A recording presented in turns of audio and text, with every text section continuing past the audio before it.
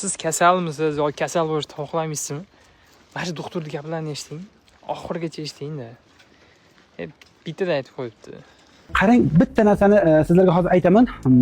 Birinchi navbatda odamning ruhiyati tirilishi kerak. Ruhiyat nimadan tiriladi? Birinchi odamlarni kechirishdan. Kechirishning eng oson yo'li odamlar kechirmayman deydi. Nimaga, qanday kechiray deydi. Kechira olmayman. Ishoning, shu gapni aytganingiz sayin tanangiz qotadi hozir. Kechirmayman.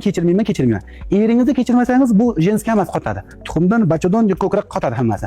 Yoki bo'lmasa erkaklar qahr g'azab saqlashangiz qotadi hammasi. Undan keyin agarda qahr g'azab saqlasangiz bu o't qopini jigar qotadi keyin.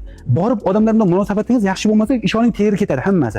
Har bitta narsa odamning fikriga qarab ishlaydi. Chunki mana bu programma. Nima programma joylashtirsangiz shunday ishlab ketadi. Bu nima degani? Masalan, shunday hozir ovqat yeyapsiz, bugun obedlik qildilaringiz. Qildikmi? Ha, qildik. Qarashing. Shunday obed yegandan keyin organizmga shunday ovqat kiradi-da, shunday kirib, mana 5 ta yo'l turibdi deydi. Bittasi qahr g'azab, nafrat, alam, yo'da xursandchilik, maza qilib yashash. Siz qaysi yo'lda turgan bo'lsangiz, shu tomonga qarab ovqat ketib qoladi hozir. Agarda xo'jayin ko'rsataman deb turgan bo'lsangiz, ishoning shu tomonga qarab shit ketib qoladi ovqat. Ana endi shu tomonga shunday boradi-da, sizni kasal qiladigan dori ishlab chiqarib beradi sizga. Yegan ovqatingiz kasal bo'lib chiqadi.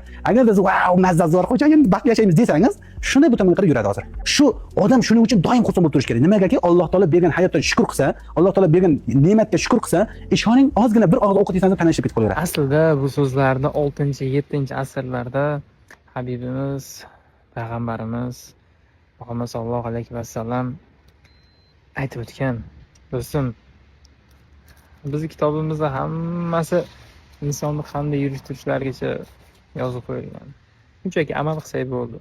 Kechirib oling. Kechirimli bo'linglar degan payg'ambarimiz. Kechirib oling. Endi nima bo'lsa bo'lar. Ko'nglingizga olmang. Yaqinlarga yuborib qo'ying.